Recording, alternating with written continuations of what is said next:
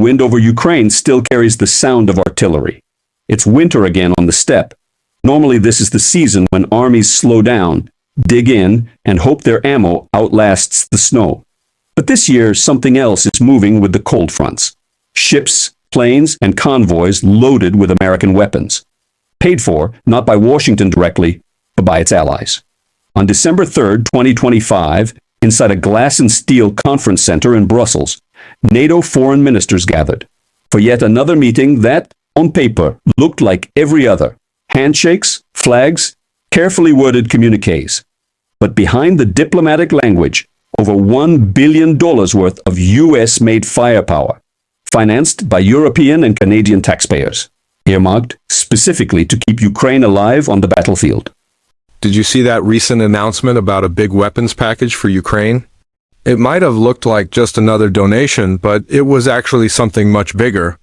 It's part of a new system, a mechanism with a suitably bureaucratic name that hides just how aggressive it really is, the Prioritized Ukraine Requirements List, or PRL for short. Think of it as NATO's shared shopping list for war. Here's how it works. Ukraine sends in a list of what it needs most. NATO's top commander in Europe filters that down into concrete packages of real hardware.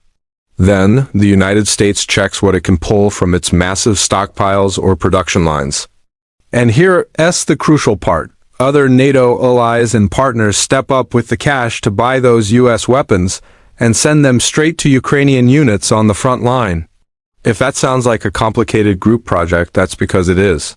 The only difference from those group projects you remember from school is that this time, Europe actually did the homework.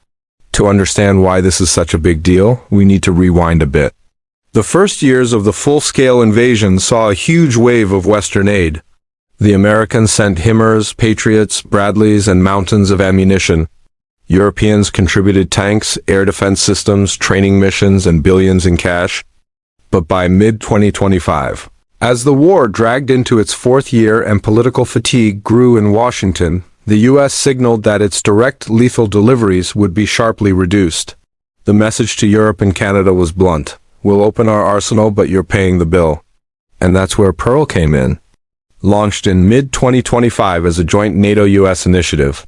Its purpose is to make sure Ukraine's most urgent needs are met by tapping what only the United States can provide at scale. We're talking about advanced air defense systems, huge quantities of artillery shells, precision rockets, and certain high-end systems that European industries simply can't produce fast enough. It's a fundamental change in the long-term strategy to support Ukraine, a way to keep the pipeline of critical weapons flowing even when the political winds shift. What do you think of this new approach? Let me know in the comments below, and don't forget to subscribe for more deep dives into global security. Thanks for watching. How do you get weapons to Ukraine when political willpower seems to be fading? Well, NATO came up with a pretty ingenious system called PERL, and it's basically changing the entire game. Think of it like a giant, high-stakes crowdfunding campaign for a country's survival. Instead of every country guessing what Ukraine needs, the process is now streamlined. Ukrainian generals create a wish list. Here's exactly what we need to hold the line for the next 6 to 12 months. NATO planners then take this list and break it down into neat, modular packages. It's like creating different reward tiers on a Kickstarter campaign. These packages are then offered to countries willing to fund them. Nations like Germany, Norway, Poland, the Netherlands, Canada, and even non-NATO partners like Australia and New Zealand can choose what to contribute to. Want to fund a Patriot missile battery and 50,000 artillery rounds? Just pick that package. By early December, this system had already unlocked billions of dollars. The new NATO Secretary General, Mark Rutte, recently confirmed that over two-thirds of the alliance members have put money into PERL for 2025 alone. Commitments are already heading toward $5 billion worth of U.S. weapons for Ukraine. And this is all on top of previous aid packages that were already delivering equipment throughout the summer and fall. But a recent meeting in Brussels is where things really kicked into high gear. On just one day, 5 NATO allies confirmed new arms packages through PERL worth a combined total of over $1 billion. Let's break that down. First, there's a joint package of about $500 million funded by Germany, Norway, and Poland. Then there's another $500 million tranche, this time backed by Germany, Norway, and the Netherlands. On top of that, Canada announced it's chipping in 200 million Canadian dollars, which is about 150 million US dollars for its own synchronized PERL package. When you add all of that up, you're looking at more than $1 billion worth of American military systems heading to Ukraine, just from this single round of funding. It's a quiet but incredibly powerful way to ensure support continues away from the political headlines. It shows that even when things look complicated, there are still creative and effective ways to provide crucial support. Have you heard of PERL? No, not the gemstone. I'm talking about the latest massive military aid initiative for Ukraine. Think of it less like a blank check and more like a promise. Don't worry, we've got your ammo problem covered for a while. This is a huge deal, especially with winter approaching. So what exactly are Ukraine's allies sending? Well, NATO announcements are usually pretty vague. You don't want to hand your opponent a shopping list, right? But we do know the big picture. Countries like Poland, Norway, and Germany are teaming up to finance air defense systems, tons of ammunition, and other crucial gear, all purchased directly from U.S. stocks. Canada and others are also chipping in, focusing on air defense and critical supplies that only the U.S. can deliver fast and in large quantities. Let's translate that from diplomat speak to battlefield reality. We're talking more interceptor missiles for advanced systems like Patriot and NASAMS. We're talking short and medium-range air defense, radar parts, and thousands upon thousands of 155mm artillery shells. It probably also includes more rockets for the famous HIMARS systems, plus all the support stuff, trucks, communication gear, counter-drone sensors, and spare parts. If you're a Ukrainian logistics officer, this is the kind of news that makes you want to high-five your computer screen. The timing of this is critical. For months, Russia has been trying to wear Ukraine down with relentless long-range strikes and pressure all along the front lines. We've seen waves of Shate drones and missiles targeting Ukraine's power grid and railways. Ukrainian air defenses have been incredibly successful, shooting down a huge percentage of these threats. But that success comes at a cost. They've used up a massive amount of their missile and shell stockpiles. Meanwhile, Russia continues to mobilize more soldiers and pull old tanks and artillery out of storage. Without this fresh wave of Western supplies, Ukraine would face a slow, grinding decline. They'd have fewer interceptors to protect their cities, their artillery would go quiet, and frontline troops would have to ration everything down to basic rifle ammunition. This PERL initiative is designed to stop that from happening. For air defense, these new packages will help Ukraine protect its major cities, industrial areas, and key supply hubs near the front. More interceptors and radars mean more Russian missiles get shot down before they can hit a power station or an apartment building. Every cruise missile neutralized is another day the lights stay on in a Ukrainian city. It's one more train full of supplies that safely reaches the front. It's a lifeline, and it's arriving just in time. When we talk about artillery, the extra US 155mm shells are a game changer. They let Ukrainian batteries keep firing at a rate that can counter Russian guns, cut off supply routes, and support their own troops, whether they're advancing or falling back. A modern artillery war is really just a big math problem. How many guns do you have? How many rounds can you fire each day? How many targets can you hit before your barrels wear out or you run out of ammo? $1 billion in ammunition doesn't guarantee you win that math problem, but it completely changes the numbers.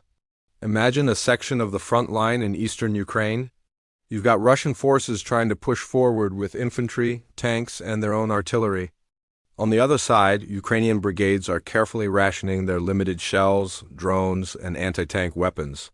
Now, let's add tens of thousands of fresh Western shells to that picture, along with more counter-battery radars and better air defense for the rear areas.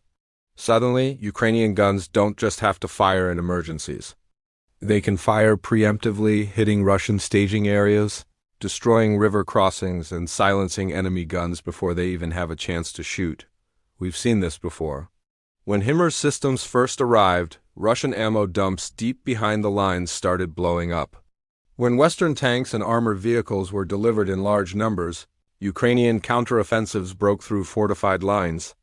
And when Patriot missile systems showed up, Russia discovered that even its so-called untouchable hypersonic missiles could be shot down. This new aid package doesn't introduce some magical new weapon. It just massively increases the supply of the tools that are already proven to work. There's another crucial, less exciting part to this: maintenance and logistics. Weapons are useless by themselves. You need trained crews, spare parts, fuel, trucks to move everything, and ongoing training. This massive aid package gives NATO and Ukraine the stability to plan for the long term. Commanders can stop worrying about where next month's shells or next week's missiles are coming from. They can assume a steady level of supply and plan their operations accordingly. That kind of predictability is almost as powerful as any single weapon. From NATO's perspective, this also changes the story. It sends a message that supporting Ukraine is a shared European responsibility, not just dependent on what's happening in U.S. politics. European leaders can now show real numbers and say, "We aren't just talking about support. We are buying billions of dollars worth of weapons right now, and those numbers are set to grow." The goal is to reach $5 billion in commitments this year and push towards $15 billion next year, which is what's needed for Ukraine to hold its ground and eventually start retaking territory. This year alone, Europe and Canada are on track to spend about 4.3 billion euros on American weapons for Ukraine, all through a single mechanism. This means that $1 billion here and there isn't the final payment. It's just the down payment on a much larger commitment. From Moscow's perspective, this is a nightmare scenario. Russian strategists were betting on Western unity to fracture by now. They hoped elections, economic strain, and political infighting would cut off the weapon supply, giving them the upper hand in a grueling war of attrition. Instead, what they see is NATO essentially industrializing the process of arming Ukraine. It's become a well-oiled machine, using American stockpiles and European money as interchangeable parts. Now, we shouldn't get carried away. $1 billion in gear doesn't grant Ukraine magical powers. The Russian military is still larger, and it has proven its ability to adapt, dig in with extensive trench networks, and withstand horrifying casualties. Every new piece of Western equipment needs to be integrated. Crews must be trained, tactics have to be adjusted, and air defense systems need careful placement. Ammunition has to be transported along vulnerable rail lines and roads that are under constant threat of Russian strikes. There's also the political side of things. With Europe footing a larger portion of the bill, any economic recession, domestic crisis, or change in leadership in a major European capital could jeopardize future aid. If key contributors like Germany, Norway, or Poland face internal political struggles, this pipeline of support could shrink. The silver lining for Ukraine is that Russia's own actions make it easier for European leaders to justify the spending to their voters. Every time a missile hits a civilian building or a power station, it becomes another powerful argument for sending more aid. So, as we head into the deep freeze of winter, this new wave of support fundamentally changes the battlefield. Picture the scenes we likely see in the coming months. Freshly painted air defense units rolling into position near major cities, their crews drilling as radar dishes spin. We'll see artillery positions with American-made shells stacked high, where gun crews no longer have to ration every single round. We'll see drone footage of counter-battery fire, where a Russian artillery flash is met with a devastating response just seconds later. Imagine rail yards in western Ukraine, bustling under floodlights at night. Soldiers and volunteers offload train cars filled with those distinct olive-drab U.S. shipping containers, forklifts weaving between pallets as wooden crates are pried open. And somewhere in a command center, a Ukrainian officer looks at a digital map, feeling a little less desperate. He knows that for the next few months, his brigades won't be running out of ammunition quite so quickly. A resupply wave isn't glamorous. It's logistics, contracts, spreadsheets, and press releases. But what it delivers to the front line, that's what truly matters.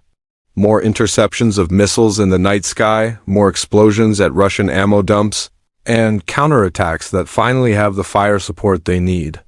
This is where that $1 billion will make its voice heard. If past stages of the war were defined by specific weapons like javelins, HIMARS, or Leopard tanks, This next phase might be defined by sheer volume. It's not about a single miracle weapon, but about the sustained, overwhelming weight of firepower that Ukraine can now bring to bear. Russia will almost certainly test this new system. We can expect renewed missile and drone attacks targeting not just Ukrainian infrastructure, but the very supply chains feeding these weapons to the front lines. Moscow will also try to sow political division in NATO, painting this aid as an escalation and threatening retaliation. Their propaganda machine will scream about a proxy war in red lines, conveniently ignoring the Iranian drones and North Korean shells their own troops are using. For Ukraine, it's a race against time. They need to absorb, deploy, and leverage this new equipment before Russia can effectively counter it. Before political winds shift in donor countries, and before the next major offensive reshapes the battlefield. This war has become a brutal contest of endurance, industrial capacity, and political will. This new support package is Europe's answer to the question, can we truly sustain this effort? And for now, the answer is a resounding yes. The cost is astronomical. Finance ministers are looking at defense budgets that resemble phone numbers. Taxpayers might grumble, and somewhere a civil servant is undoubtedly whispering, we spend how much on missiles?